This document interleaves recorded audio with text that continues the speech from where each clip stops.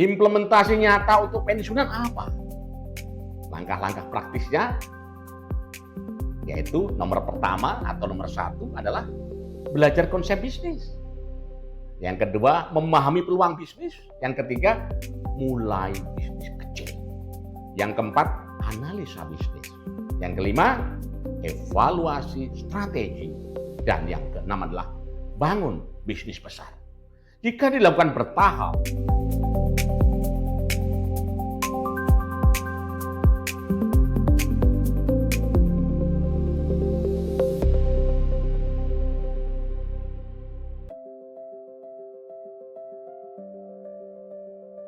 salam sehat dan terus berkarya.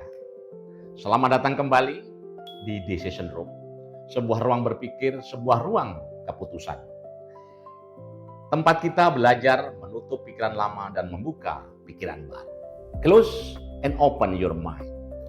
Sahabat Decision Room yang saya cintai. Hari ini kita akan membahas sesuatu yang sangat menarik dan mungkin jarang dibahas dalam dunia bisnis. Karena sebenarnya teori ini adalah struktur hierarki klasifikasi tujuan pendidikan. Namun teori ini bisa diaplikasikan ke dalam dunia bisnis. Bagaimana menggunakan teori taksonomi Bloom dalam membangun bisnis? Kenapa ini penting? Karena banyak orang masuk bisnis tanpa memahami proses belajar yang benar. Akibatnya, bisnis dijalankan tanpa fondasi, tanpa pemahaman, dan tanpa strategi. Dan inilah yang menyebabkan banyak bisnis gagal. Apa itu taksonomi Bloom? Taksonomi Bloom diperkenalkan oleh Benjamin Bloom. Beliau menjelaskan bahwa proses belajar manusia memiliki tahapan yang sistematis. Awalnya adalah knowledge, comprehension, application, analysis, synthesis, dan evaluation. Kemudian diperbarui oleh Lauren Anderson dan David Caldwell menjadi remembering, understanding, applying, analyzing, evaluating, and creating. Dan ternyata konsep ini sangat relevan dalam membangun bisnis. Sekarang kita akan sharing, jelaskan satu persatu. Yaitu tahapan pertama itu remembering atau mengingat. Tahapan pertama ini adalah remembering. Dalam bisnis, remembering berarti belajar dasar-dasar bisnis. Belajar konsep bisnis. Belajar istilah bisnis. Misalnya, apa itu cash flow, apa itu ROI, return of investment, apa itu aset, liabilitas, dan lain sebagainya. Tahap ini sering dianggap sederhana. Namun sebenarnya ini adalah fondasi. Karena tanpa memahami konsep dasar, kita akan mudah salah langkah. Tahap kedua itu understanding atau memahami.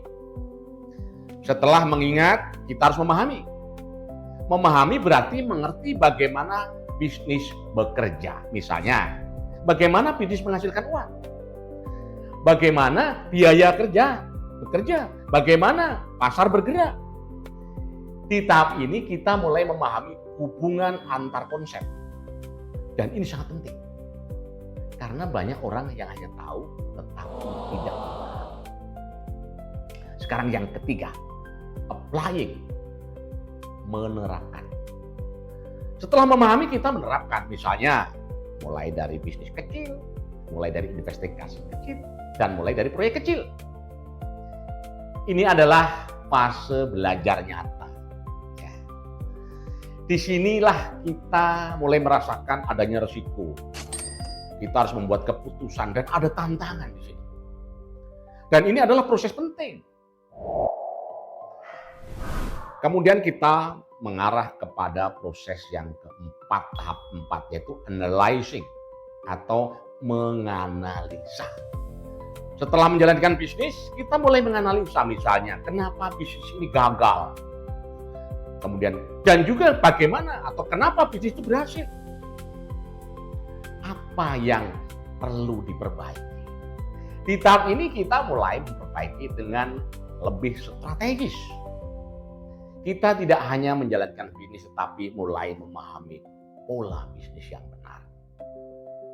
Yang kelima, yaitu evaluasi atau evaluatif.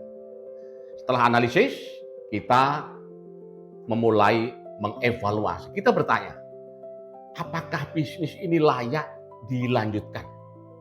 Apakah perlu pivot? Apakah perlu mengubah strategi? Nah, tahap ini sangat penting sekali. Karena disinilah kita mulai mengambil keputusan strategi.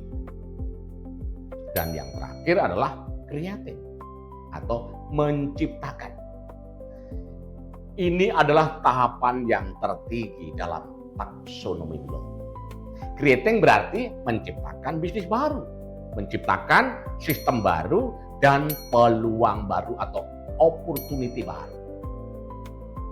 Di tahap ini kita tidak lagi mengikuti, tetapi mulai menciptakan. Dan inilah fase seorang entrepreneur sejati. Mengapa taksonomi Bloom penting untuk pensiunan? Banyak pensiunan langsung masuk ke tahapan creating, langsung membuka bisnis besar tanpa melalui tahapan sebelumnya. Dan ini sangat berbahaya, sangat berisiko. Karena bisnis bukan hanya keberanian, tetapi proses pembelajaran. Jika kita mengikuti tahapan taksonomi Bloom, maka risiko bisa kita kendalikan, bisa kita kontrol. Implementasi nyata untuk pensiunan apa?